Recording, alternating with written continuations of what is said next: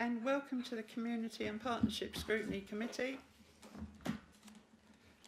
I just have to read this chart, and it says this meeting of the council held in public is not a public meeting. There is no fire drill planned, so if the fire alarm sounds, please leave by the nearest exit, large screen at the front of the room, and proceed down to the fire exit into the courtyard. Once it is safe to return, councillors will receive a text message. Officers will also advise when it is safe to return to the meeting. We are recording the meeting this evening using our webcasting system. The webcast will be transmitted live and will also be available on the council's website following the meeting. All mobile devices should be switched off or set to silent so that the meeting is not interrupted by ringtones. No, there's no public in attendance, so I don't have to read that bit. So anyway, thank you for coming along. Have we any apologies for absence? I think everyone's here. Everyone's here. Right. Any declarations of interest? No. The minutes of the last meeting, do you all agree then? Sorry, can I just say we have made an amendment on item 5 because it did say that the Pitsea CDC was due to open in spring 2028. Actually, it's spring 2027, so I have made that amendment. Yeah. Councillor Sargent. Yeah, thank you, Chairman. Under the work programme, did we identify any items at that meeting? I can't recall, because I know that I normally put some on, but there's nothing there. There are no items there. It just said we were invited to identify items, because I don't recall any of the items on the agenda.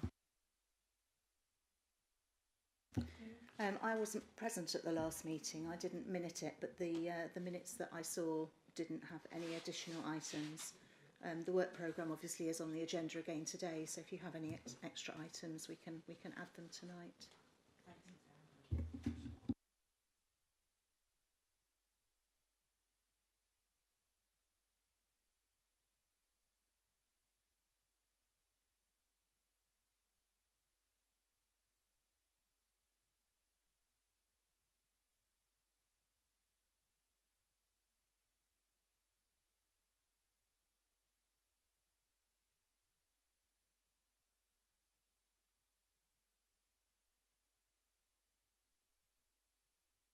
Item 4, Revenues and Benefits Shared Service Partnership, pages 15 to 19.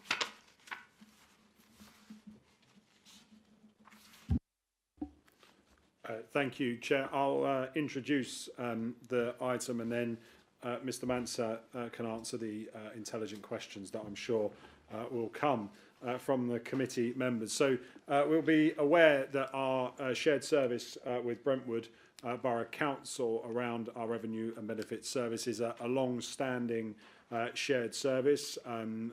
It has now been operating for a full decade, 10 years since it came in 2015, and members will know that the statutory functions are delegated to Basildon Council. The shared service covers a wide range of service areas, from council tax, billing and collection, business rates, housing benefit administration and payments, council tax support, discretionary housing payments, hardship support, and of course the recovery of housing benefit overpayments. That's a substantial amount of work. In terms of the scale of that operation, we have around 116,000 properties between Basildon and Brentwood where we are collecting council tax from. There's around 7,500 businesses where we're collecting business rates. There's just shy of 7,000 housing benefit cases that we are dealing with. And in total, that's around £360 million across all of the tax benefit and support schemes that we are working on every single day. There are obviously clear benefits to a partnership like this for Basildon in terms of generating income to offset costs, helping us with the MTFS in terms of running an efficient service and reducing any additional costs to the taxpayer. It allows us to retain control over the service and to ensure that there is that discretion within the service that we can provide to residents. We know our residents best. Our revenue and benefits team deal particularly when it comes to things like DHP and EHP. We know some of those residents who are most in need of support, and we can be agile and responsive because it is a service that we control. Mr. Mansell's team are constantly looking at the technology and constantly looking at new ways that we can improve the service, make the service more efficient. And I think it also shows Basildon leading when it comes to shared services, and it provides us with a really strong model, particularly around LGR, when we move into local government reorganisation, and we are going to get, as we were discussing and debating last Thursday, very quickly into questions about joint committees and sharing services and creating new ones. And I think having a decade's worth of experience in a complex area like Revs and Bends, where, as I say, we're pushing towards £500 million worth of transactions, that shows us to be in a strong position. As you'll see, the performance is also strong against targets as well. Council tax and business rates collection is broadly on target. Housing benefit overpayment recovery has exceeded target, so too for the processing times for benefits and council tax reduction. So our performance as a council, if you're benchmarking, is comparable or actually stronger for both councils than some of the other similar sized councils dealing with a similar sized operation to us. We have a pretty low complaint rate when it comes to the feedback that we receive from our residents as well. And I think that the number of complaints that we receive is reflecting of the service quality. We're happy to answer the questions, but the final thing that I would say, Chair, is to thank all of the revenue and benefits team, both here at Basildon and also in Brentwood, for all of the work that they do. It is often some of the more difficult caseloads that they deal with, people who are struggling financially, finding themselves in difficulty, but the compassion and the empathy that our officers apply to the work that they do in this area, I think, is exemplary, and that is also reflected in the kind of the ethical way that we go after recovery as well on council tax and business rates, which obviously we legally have to do in order to try and recover the council's revenues. But thanks again to all of the staff for all of the work they do, and of course Mr. Mansell, who's been with the shared service for the full 10 years since it first came into operation as well. So we're happy to answer any questions that the committee might have this evening. Thank you, Councillor Callaghan. Anybody got any questions? Councillor Sargent? Yes, thank you, Chairman. As we collect council tax, I think I saw it in an audit and risk paper. Is Basildon needing to, are we getting all of our council taxes? What are we doing about those failures of non-payment of council tax? And what is the actual sum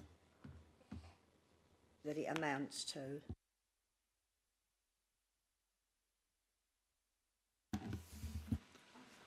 Thank you, Chair. Yeah, well, we follow all recovery processes. We make sure we bill correctly, we bill for the right amount of money, and we follow our recovery processes. And where we need to, we support people before we take them to court with making sure they're accessing benefits and help they're entitled to. Then if we get to the point where these people aren't paying their council tax and they're burying their heads in the sand or just refusing to pay, we do enforce through the liability order, through courts and through enforcement agents. What is the amount that we are currently owed in council tax? Rob, do you know that? I don't know the exact figure off the top of my head, but I can certainly share it afterwards with you. Thank you. Any other questions? No? Okay. Have you got anything further you want to say on this? Okay. Thank you for coming along and explaining it. Pleasure is all mine. All right, you're welcome. Right, the next item on the agenda is the youth hubs. That's on pages 21 to 32. Thank you, Chair. Thank you, members of the committee, and thank you for inviting me to be able to present an update on work that we have taken place, or work that has taken place over the last 9 months to develop high-quality youth service provision within the borough.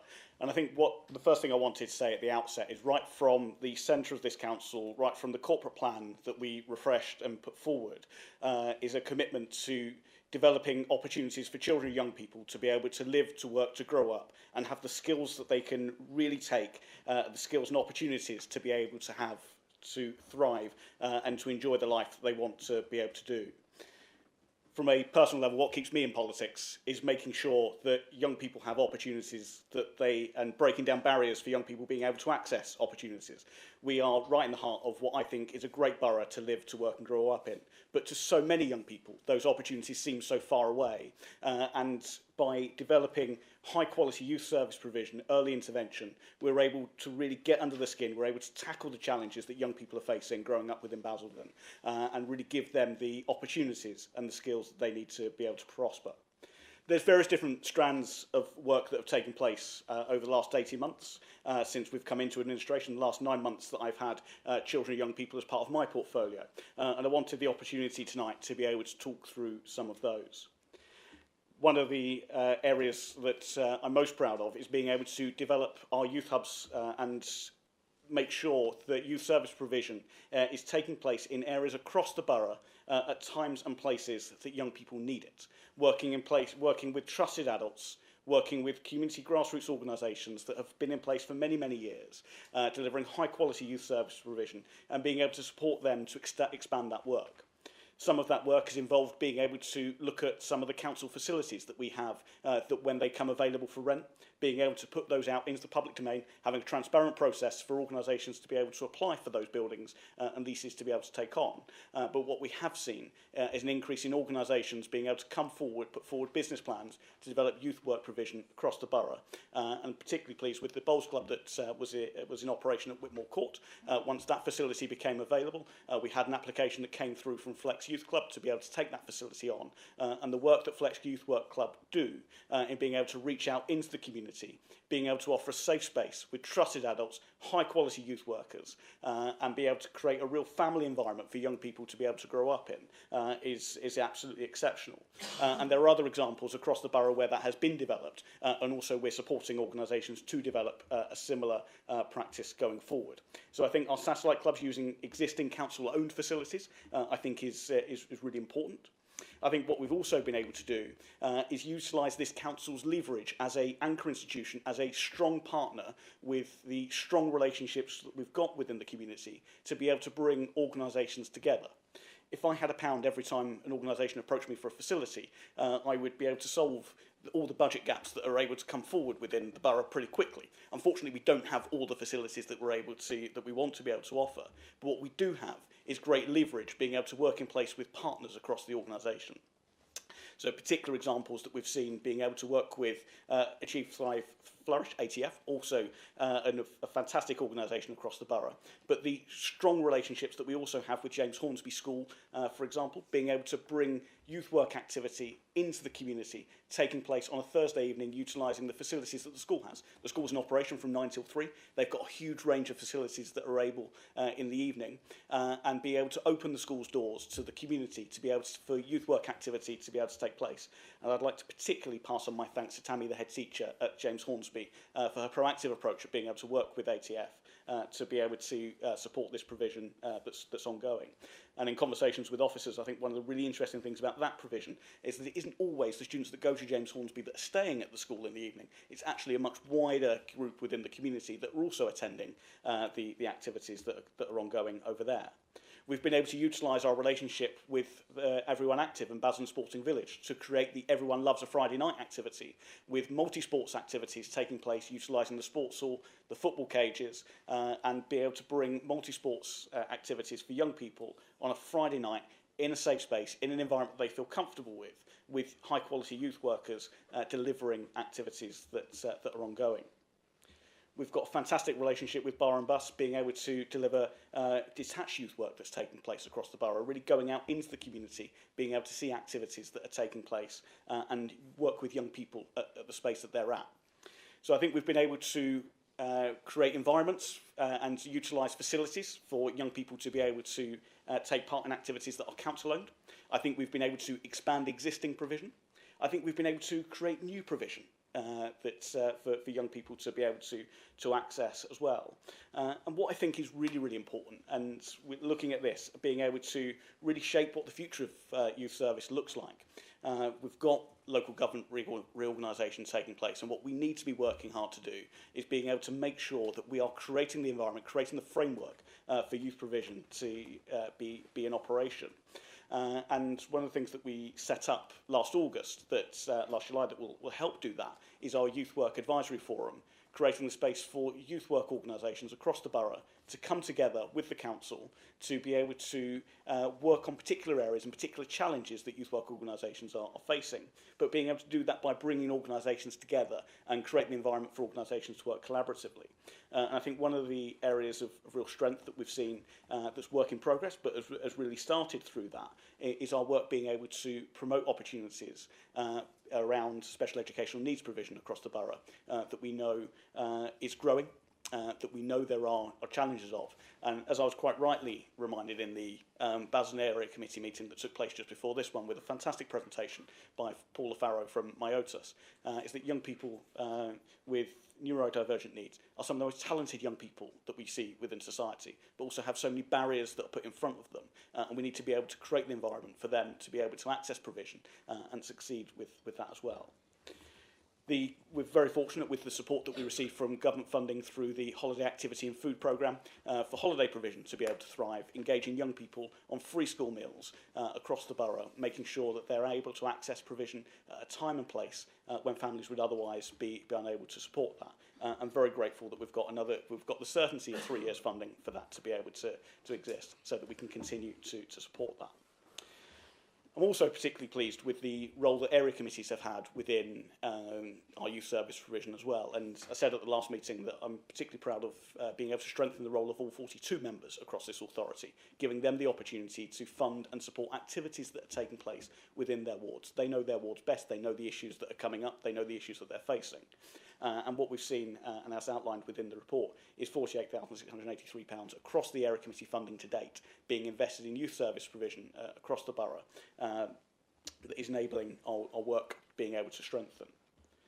Some work going forward is being able to enhance facilities. Last Monday, I was particularly proud to announce at Whitmore Court the launch of the new play zone that will be opening later this year, with following planning permission being granted in December through funding that we've received through Department for Culture, Media and Sport and the Football Foundation, turning what was a disused court that has not been in operation for tennis for many, many years, and being able to turn that into a multi-sports area in a place in the community that young people would really benefit from being able to get involved in activities.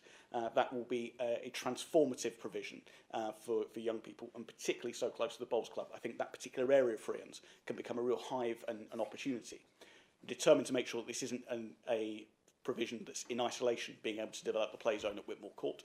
We also are developing plans, pending planning permission, for the play zone at Elm Green, and I think that will bring a really good model of youth work provision for young people across the borough. And then finally, Chair, we've been able to highlight and create events, campaigns, opportunities for young people to engage in sport and physical activity. We know that is a great hook for young people to be able to engage in opportunities. Last summer, we launched the Raw and Score Festival over at Northlands Park that saw over 400 young people take part in football, many of whom for the first time, many of whom young women and girls across the borough that have never played football, but being able to utilise the unique opportunity of the Lionesses' fantastic success in 2022.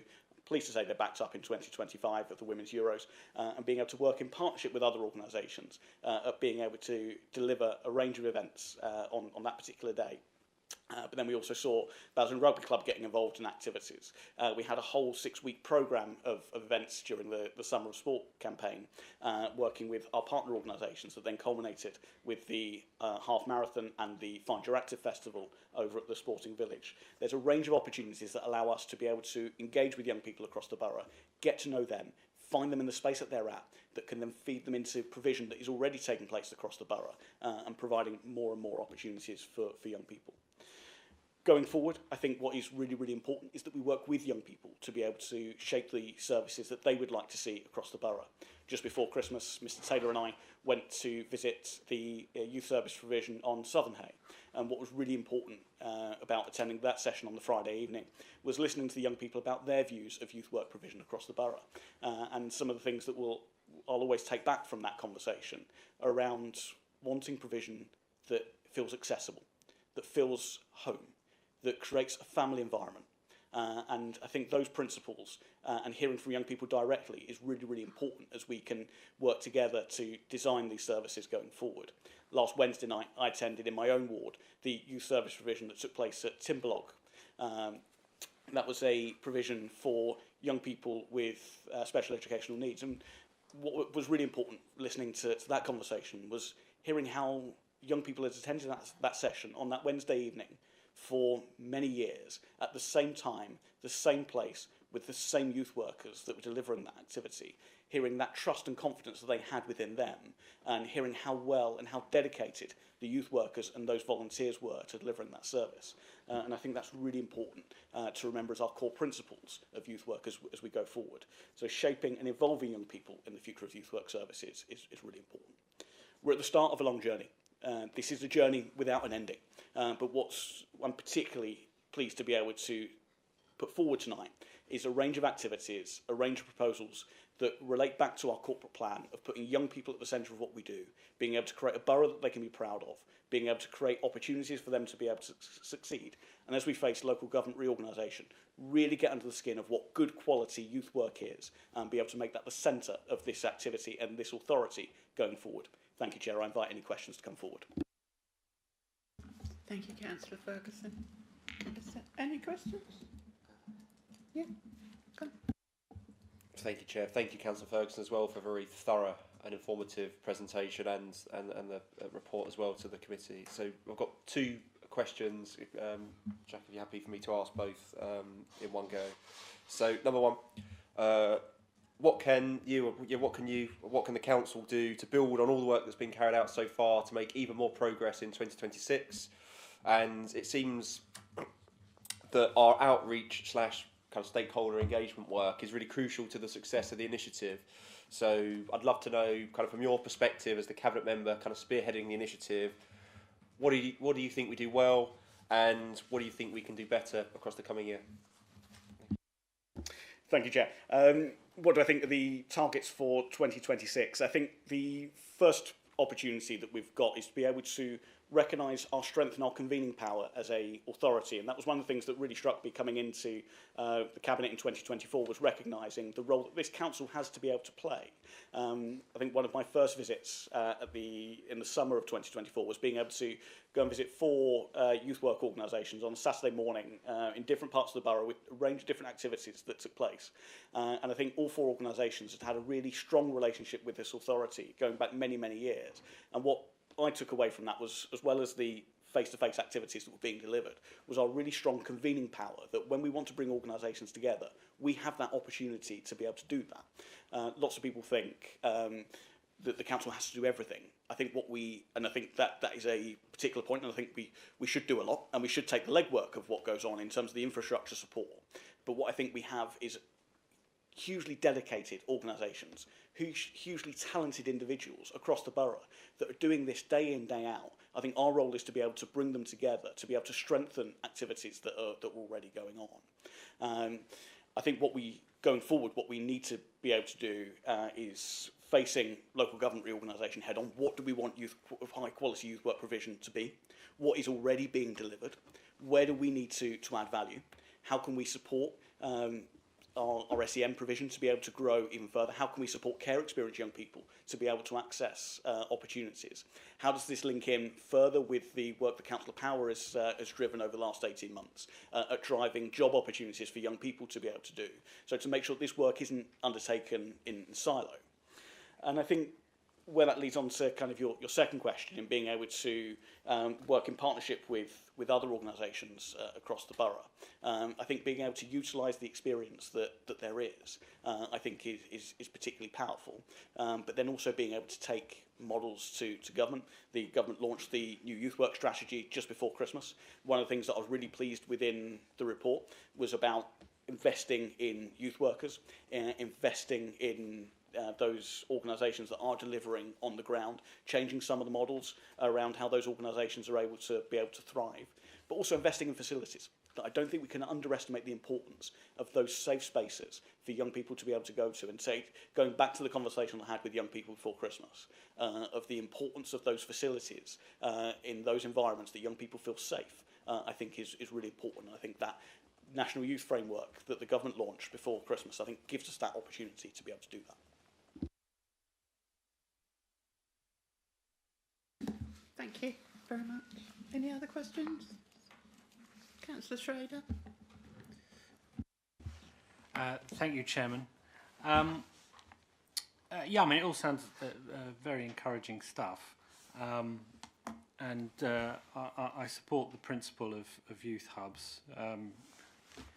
You may recall a few years ago we did have quite a spirited ding-dong about the idea of introducing a big youth zone in Basildon Town Centre.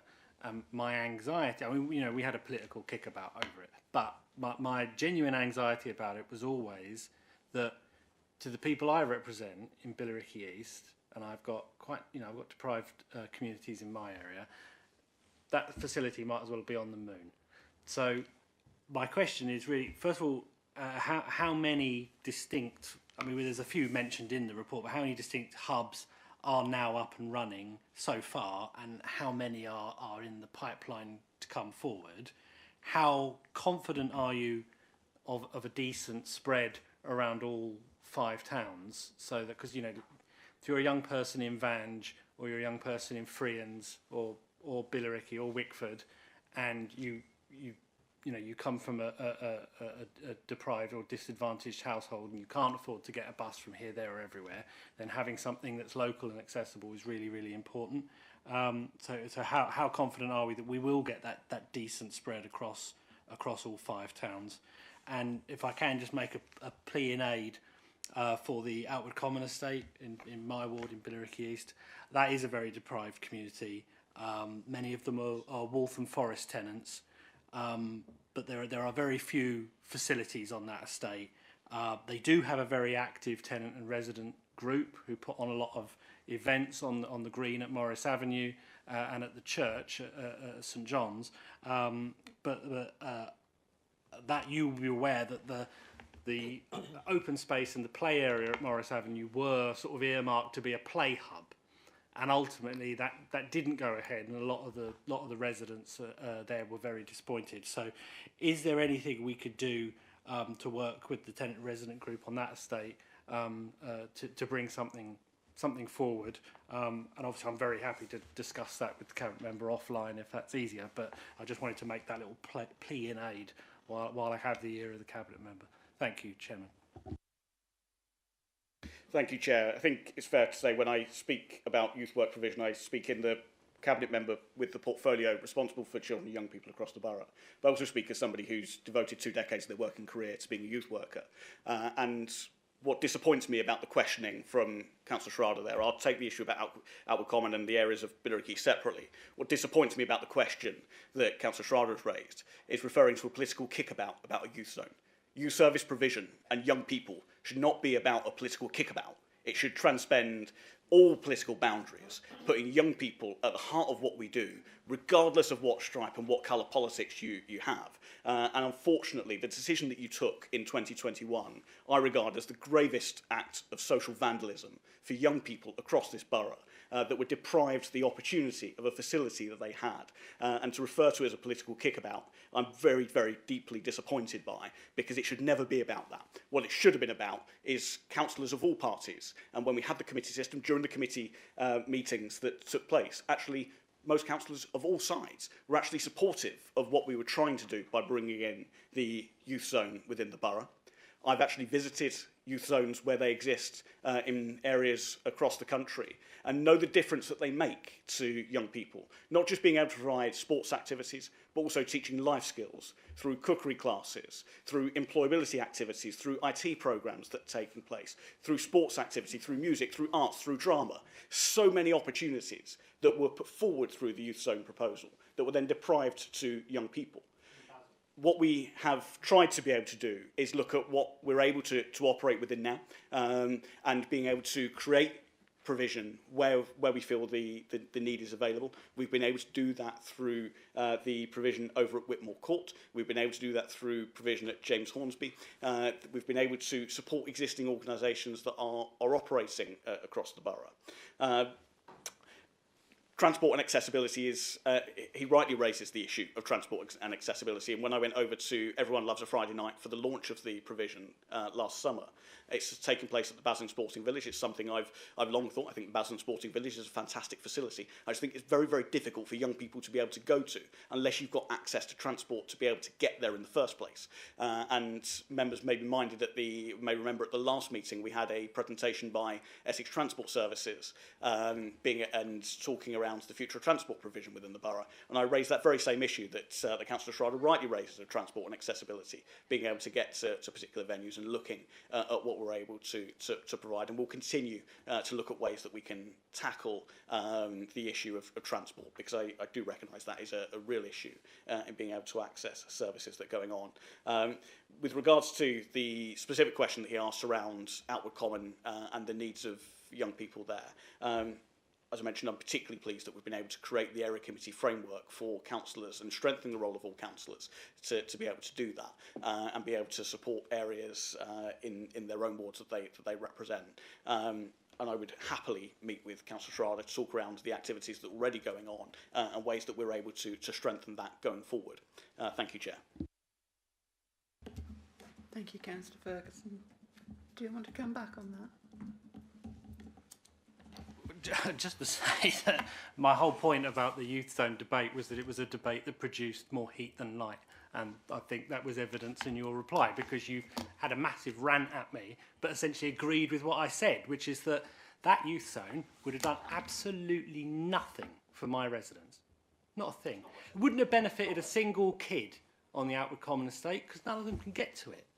And the point that we made at the time was you were talking about spending a huge amount of money on a single facility that was only going to benefit the residents in one community.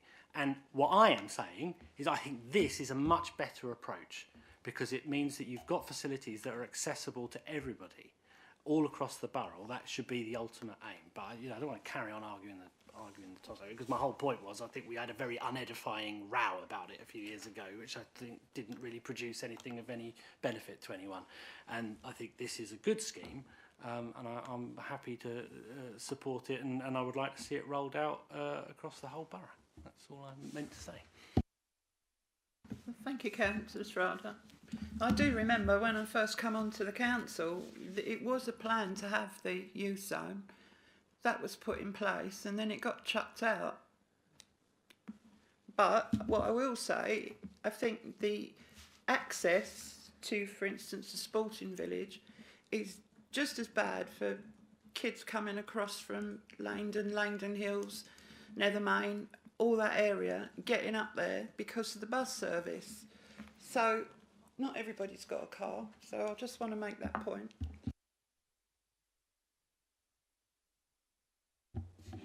Thank you, Chairman. While we're on the subject of the youth zone, yes, we threw that out because we didn't agree with it for the reasons outlined by Councillor Schrader. But what we did put in place was giving money to Essex County Council to do their outreach work, which I note from the report that still appears to be going on. You know, the detached work that they are doing, going out into the communities, meeting the people that that can actually tell them the facilities that they have or have not got, so that their wishes can be taken into consideration. And I'm pleased to see that the detached work is still continuing. I'm not sure whether it's from Essex County Council, but I know they're the ones that have the youth workers with all the knowledge. I wanted to ask through you, Chairman, the Cabinet member. He mentioned that there are about some empty halls, etc., or places. I wanted to ask him if the people, the group that want Parkside, the empty hall, or it was empty. I know there was a group that was very interested in taking on the lease there. Could he tell me if that has been accomplished?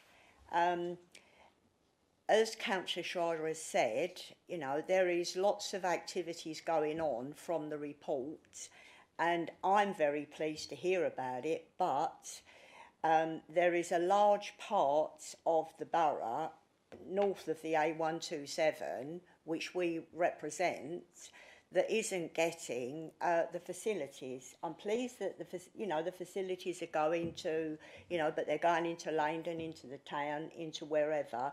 But they also need to come over to north of the 127, because there are, as Councillor Schrader has said, some priority areas there that would benefit from that. And that's the whole point of not having a youth zone, a one centre. It's so that all these activities can take place around the borough, so those young people do not have to worry about lifts or transport. And that is absolutely vital to them. I mean, walking distance would be good, cycling is a bit better, but as has been said, they don't always have access to public transport or lifts from cars. So it's vital that we work that out through the whole of the borough, particularly at the moment. It seems that we are lacking north of the A127. The report mentions the Swan Mead. Are you using the hall there, or is it just the area, Chairman? I know that's, I'm pleased that, because that's an area of need, and I'm pleased to hear that. I am pleased to hear that or to see that you've put in the report the bar and bus, because they have been going for such a long time, and they do some fantastic work. And, that's not down to us, that's down to them. And I mean, I'm so glad that they are in the report, because they are an excellent group, and they carry on some fantastic work. The same as some of the groups and organisations that through our area committees we have been able to support, because many of us supported BOSP. I know I see the Wickford Wolves, the Goals project. I know that was a recent project that we funded just before Christmas. And as I've said before, at area committees, I just wish that we weren't putting our money into having to put it into the park areas, so that we could actually home in on more of these community groups with the money that's spent on the parks and the plan for the car park charges, because then we would be able to fund more groups, because some of the ones that you've got here, Chairman, are absolutely fantastic, so that I am very much a supporter of youth work, young people's work, and like Councillor Schrader, maybe you'd have a chat with the pair of us about how we can help and how we can highlight some bits and pieces going on north of the 127, and you can fill us in a little bit more on the good work that's happening over the whole of the borough. Thank you. Thank you, Chair. May I thank Councillor Sargent for her question and also for her championing of youth work organisations across the borough. I've said on record before, I appreciated the work that she undertook when she was in my cabinet portfolio, and I put on record that again this evening. With specific regard to the Support the Borough Bus, I think they provide fantastic opportunities for young people across the borough through their detached youth work at Swanmead, through their detached youth work over at Wickford. I'm meeting with them again later this week and looking forward to that. With regard to the Parkside Centre that I was asked about, I can't go, if I can't go into too, I hope members will appreciate, I won't be able to go into too much detail this evening because contract negotiations or contract discussions are at a stage where we're almost at the end point of that, and I don't think this is necessarily at this stage of the conversation the environment where I'm publicly able to share that, and certainly not trying to hide anything, but I look forward to coming back with more announcements very, very soon once things are more concrete. And I hope members, Councillor Strard and Councillor Strada, that is something that you're comfortable with, but happy to update you on. With regard to some of the some of the groups that you've been able to support, I think that really sums up the purpose behind the area committee model and being able to strengthen the role of councillors across the borough. I was at the Wickford Area Committee meeting probably about 12 months ago, where Wickford Wolves presented on the provision that they have using football as a way of engaging with young people across Wickford, and was taken aback completely by the service and the support, the opportunities that they provide for young people in Wickford. And I'm really pleased to be able to see the Wickford Area Committee has supported them through the goals project taking place. I think that is a model that other area committees are able to take up. If I think about mine within the Basildon Area Committee, the One Up Collective, an organisation providing youth work provision to young people at risk, most at risk of not being in education, employment and training. They came to us with a proposal that would strengthen their youth work and facility enhancements, and we were able to be able to support that through funding that wasn't accessible beforehand. So I think it really strengthens those councillors with knowledge, with opportunities, with funding that they're able to have, that can strengthen the delivery that takes place within their specific geographic areas. I will absolutely meet with you, Councillor Sargent and Councillor Schrader, to discuss activities that are taking place within Billericay, how we can strengthen that, how we can utilise other opportunities, how we can work collaboratively to develop the existing provision that's going on out there, how we can identify gaps of provision that's not taking place, and then look at future funding sources where that may be possible to reach that. And I'm also happy to meet with you to update you on the work that is taking place across the youth work organisation network that's taking place, which is Panborough. The other thing that I'd say is that when organisations come forward around facilities, and we've been able to look at how we work on facility enhancements and improvements, where buildings that have come available because the council owns those buildings, but we lease them out to external organisations. While I, as cabinet member, have the final decision-making position on those buildings, I've been able to work collaboratively with the area committee members of those areas to seek their input in the tenders that have come forward in an open, transparent way, so that we can really utilise the input of those with knowledge, with insight on the ground, to be able to inform that. The other thing that I'd say about youth work is that it is not just a one-size-fits-all model.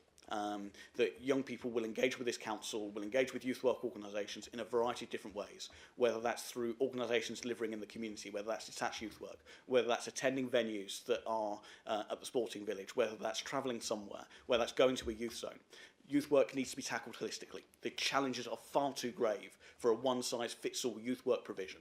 And I think as we face the future, as we look forward to local government reorganisation, I think that's what we need to have in mind, is that working collaboratively, taking a holistic approach to engaging with young people, and then being able to put that at the centre with young people's voices, I then think we can have a youth provision that we can be proud of, but one that will continue to move forward. Thank you, Chair.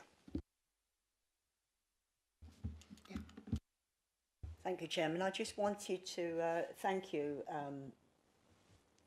Councillor. I'm terrible on names, Jake. I wanted to, it was something that Val said, or the Chairman said, about the sporting village. The Sporting Village is an absolutely fantastic. I know that we was responsible for that. The Conservatives, you know, we did that. But I mean, anyone that's taken over from us and whatever, we've all supported it and we've all done it. And regardless of buses, it was put in an area where it was necessary. And it's not just for children; it's for everybody. But what I like, Jack, is the fact that there's lots of activities now there for the young people. So I mean, it does have its place, and I feel that sometimes we need to look at transport. I've always said that wherever I've gone with youth, that's what the young people always raise about the transport. But we can't knock the Sporting Village, because that is bringing fantastic opportunities and activities for all ages, whether the babies or we'll come on to the older people later.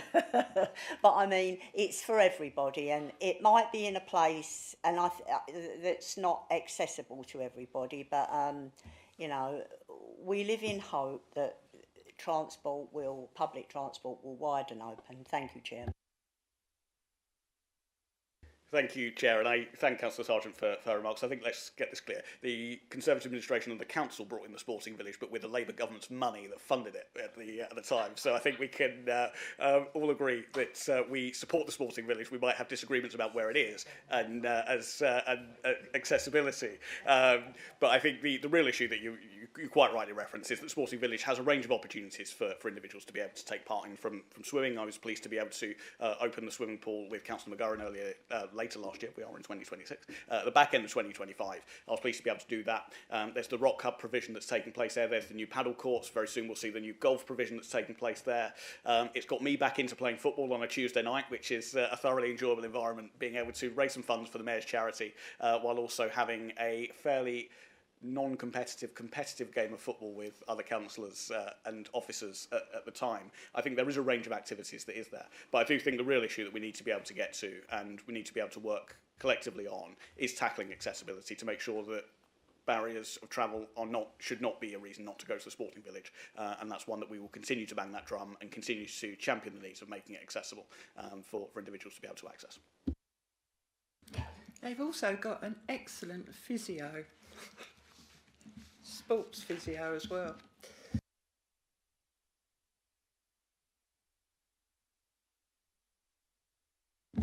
Right, let's go on to the next one, which is Access Elemental Social Prescribing Platform. Thank you, Chair. This is also me. Wanted to be able to update members on an area of work that has been in progress for the last 15 months around social prescribing. And I think one of the things that I came in when I came into post 15 months ago was looking at the support that we provide to individuals that come to the council needing a range of services and being able to look at how we can track the interventions that are being made. And I've seen this through my own work life, where you'll receive an email with somebody needing access to support. You'll act on the email that comes through. You'll identify support that they need. Support will then be provided. But there's actually no then central point where that's either recorded, analysed, or then kind of shaped to look at what kind of future service provision looks like going forward. I think that was kind of really apparent at the time. And what we were able to then do was look at what provisions we've got in place at the moment to be able to collect that data, or where do we then take this service provision going forward.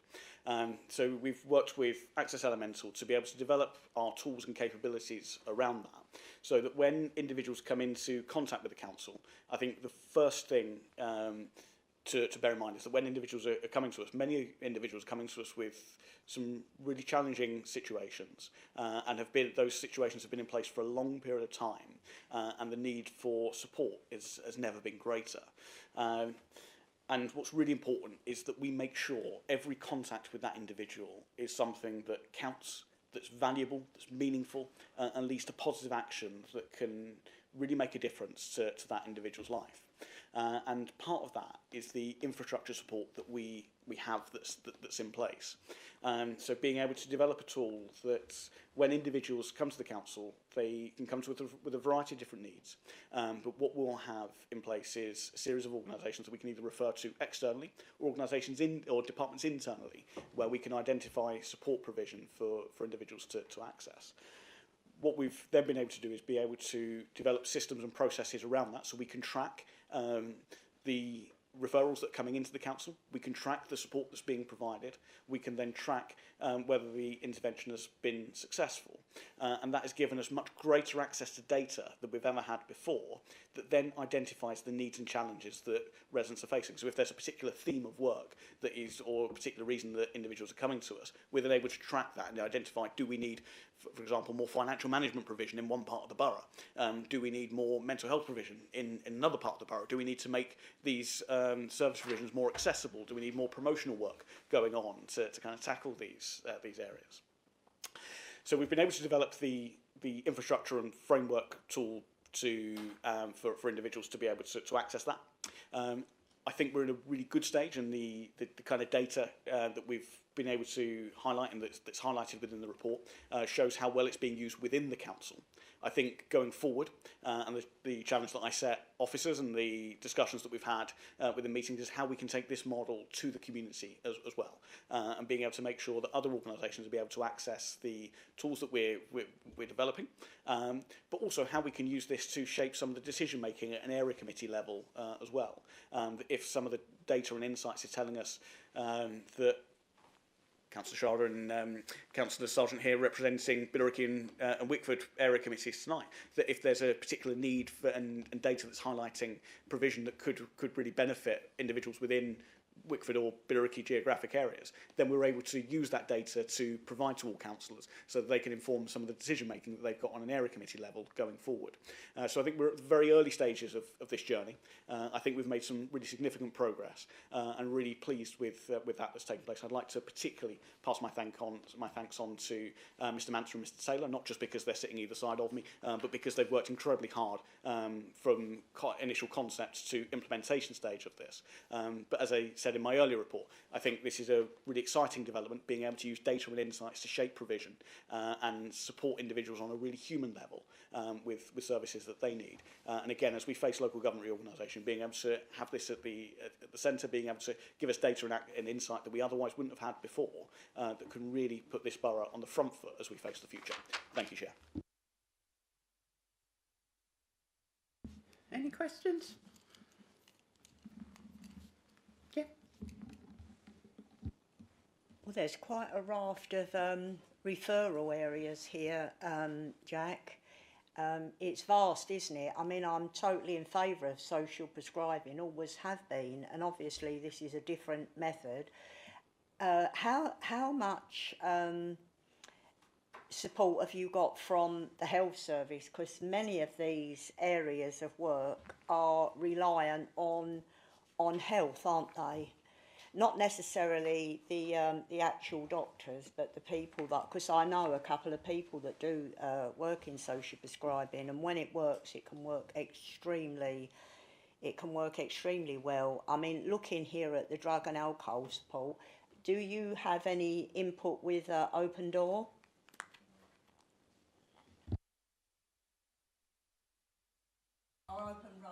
Yeah, Open Road's fine.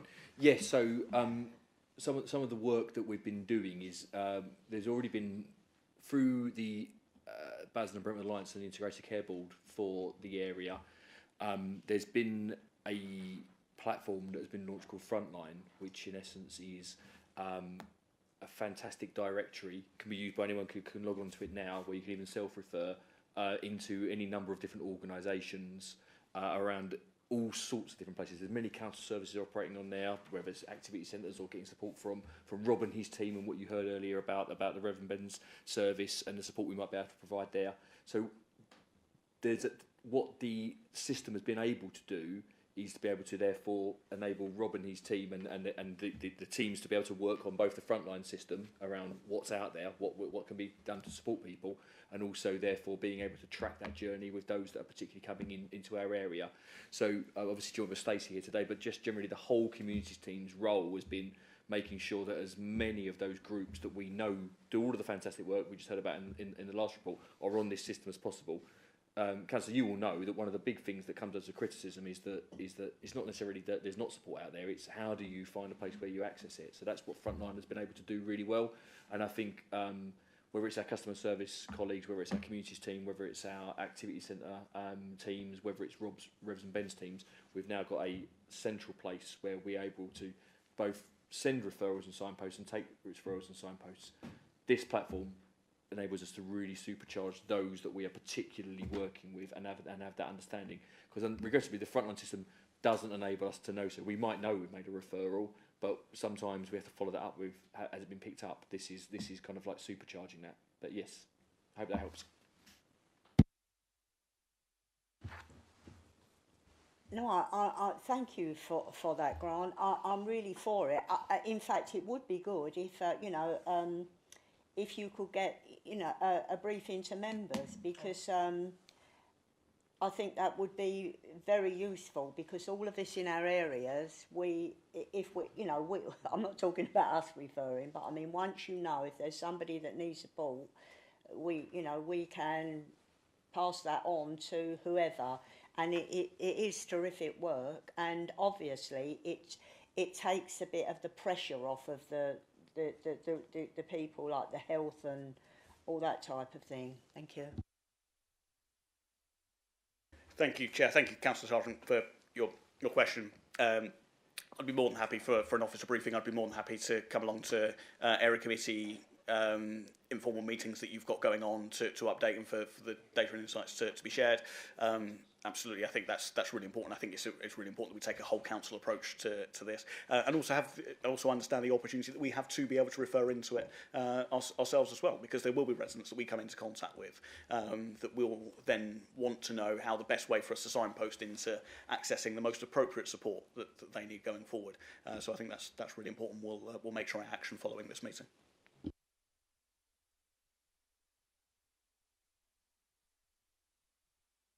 I think what's really worth noting is that Frontline is now, it didn't start here, it started in the west of the county, but now Basildon is the area that's by far the most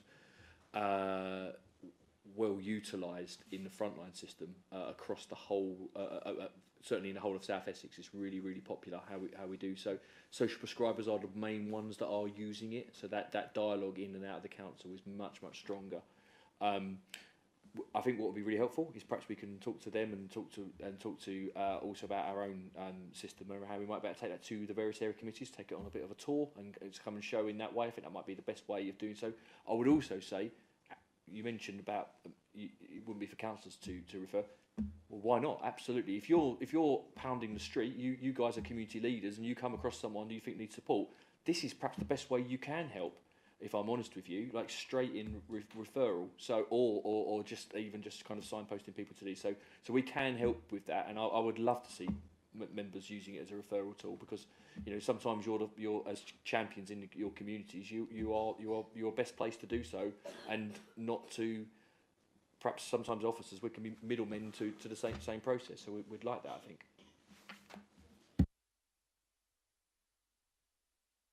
Sorry, and just to add very quickly, this is a 24/7 referral system. So on our website, there's a link to this referral, which is available to customers, residents, partners, and members. You can refer to us 24/7, and our staff will pick it up the next day and deal with it on your behalf. Okay. Thank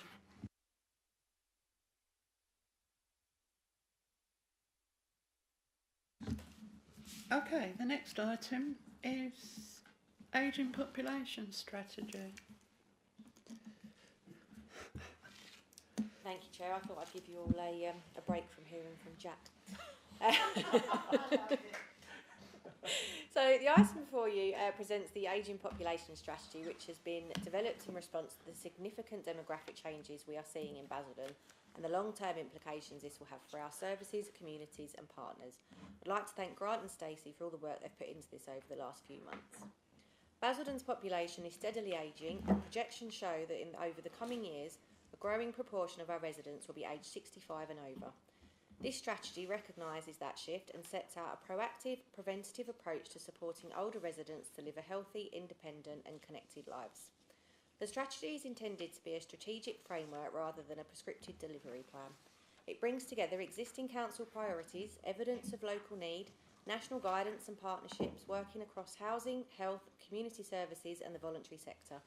It also recognises the diversity of older people's experience and the importance of dignity, independence and inclusion.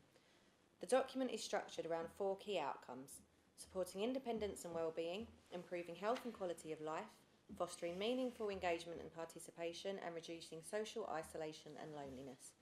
Together, these outcomes aim to ensure that Basildon remains a place where people can age well and continue to contribute to their communities. Today, the purpose of bringing this strategy to the committee is to seek members' views and comments to help shape the strategy before taking it to Cabinet for final approval in the coming weeks. Thank you. Any questions? No? Okay, well... Chair. Go ahead. Thank you, Chairman. Probably the one here qualified that's going to benefit from all this strategy. Your four priorities. I just, I get this thing about strategies, that they're full of, this sort of thing, but I just don't see how, because we have such a mixed, like you've got a mixture of children, you've got a mixture of elderly people, and what they're saying now is 70 is the new 60 and so on. So as we are, I don't doubt there's a need, because obviously we've got a very ageing population now and it's growing all the time, probably not growing as much as the children that's being born. I'm not really sure. But I just think that when you think like you're going to support older adults to live healthy, independent and fulfilling lives, so how are these going to be achieved? These, these priorities that reduce social isolation and loneliness, I would say that is the most important. Because there are so many older people, they may be healthy, they're independent, but they are sometimes very isolated and very lonely, and that brings on a plethora of stuff. And sometimes we try to do too much to too many things rather than home in to the real key to what would benefit those elderly people, because everybody has got access to health. Maybe your social subscribing is going to help somewhat in this as well, because the more older people that can access this and benefit from it, the better, because obviously an independent is most important to older people because they've lived a life, and as you get older it's role reversal, because your kids start telling you what to do and you'll start listening to your kids, so that's a kind of common part of what happens. But you still want to be independent, you still want to be in charge of your own life. But the things that you really do need are those things that are most you're not able to access. Because if you're isolated and you're lonely and you don't know how to make friends, how do we get in touch with these people, because they're going to be very hard to reach, aren't they? because they don't make themselves known. They sit in with their loneliness. And I think it would be good to kind of concentrate on the things that really matter and well, I'll leave it there. I'll leave it.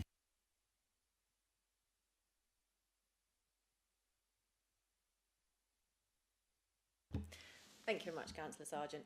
So it does sort of give a bit of a how we're going to do on the top of each of the lines. And as you say, the older generation will definitely vary. Like my parents are both in their 70s.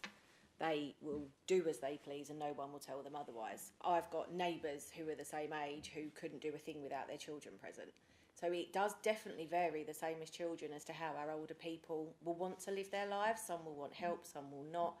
And we will have the information. We've got new databases coming out, the social prescribing helps, and we can see where our older people are living and their situations as they're arising. It's all about engagement. We need to make sure that we're signposting residents to the activity centres. They're a fantastic place to get out to. You can advertise those in pharmacies, doctors. It's just making sure that the older generation are aware of things that sort of are available to them, making sure they've got friends, neighbours, relatives that can all check in on them to let them know what's going on. So that the basics are here. Once the strategy is in place, you can start working with your partners, the voluntary sector, to make sure that everything is as says in there. And as LGR comes into force, that's not the word I want, but as LGR comes into fruition, we will be in charge of the older person's social care, the younger person's social care. So we need to make sure that we're ahead of the game and we're taking care of all our residents at both ends of the age spectrum.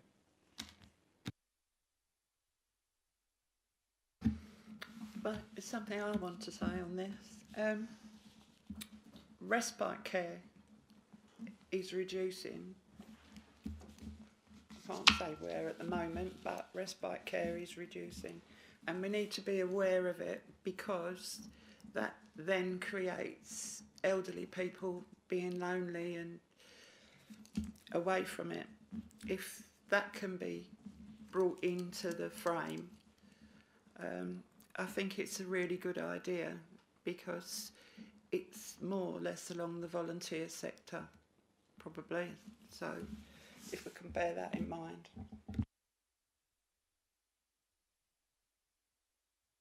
Anything else?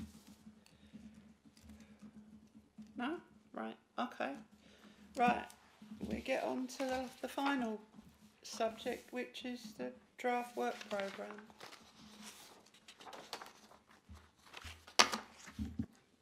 Yeah, so the draft work programme is attached to the agenda that sets out the items that we've currently got coming to the next meeting. At that meeting, which will be the final one of the municipal year, we can look ahead to the programme for next year, but we would encourage people to suggest any other items that they would like to be added.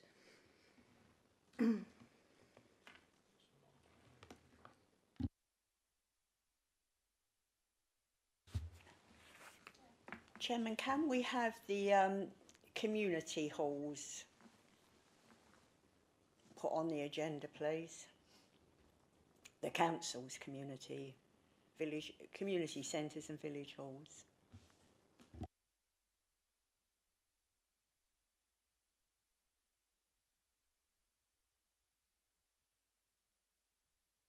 Sorry, but just for the forward plan, what specifically, is there a question about how they're being used, or?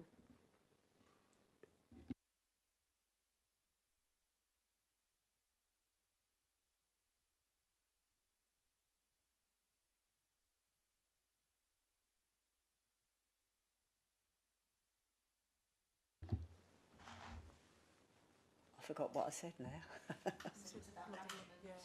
Yeah, the and the actual upkeep of the buildings, you know, because I don't think they're getting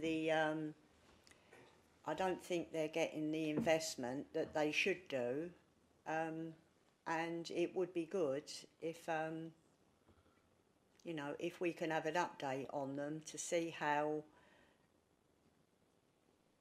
we're progressing, because it's like a partnership, isn't it? The halls leased to the community, and it works both ways. Have you got one in mind? One? Have you got a particular hall in mind? Well,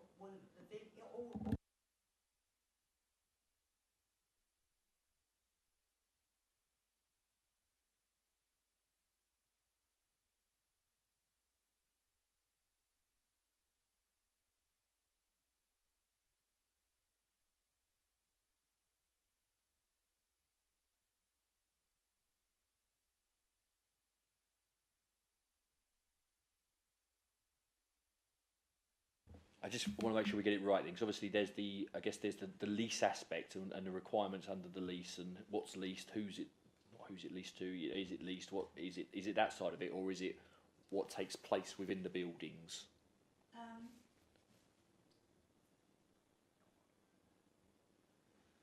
Well, it's the two-way thing, isn't it?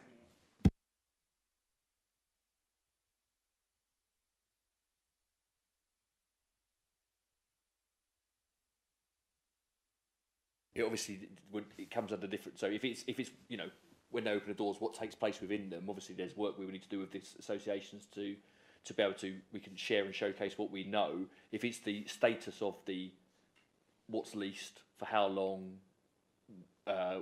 what's the investment on the buildings, etc., then we would need to speak to a different department, which we of course can do. By the way, it's just making sure that when we bring a report back, I want to make sure it's what you're asking for.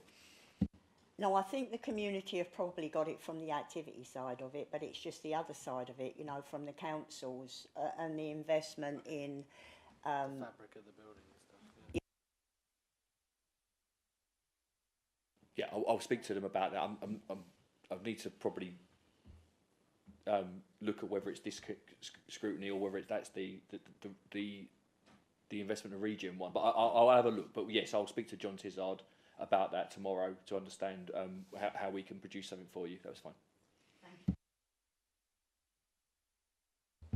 Are we done?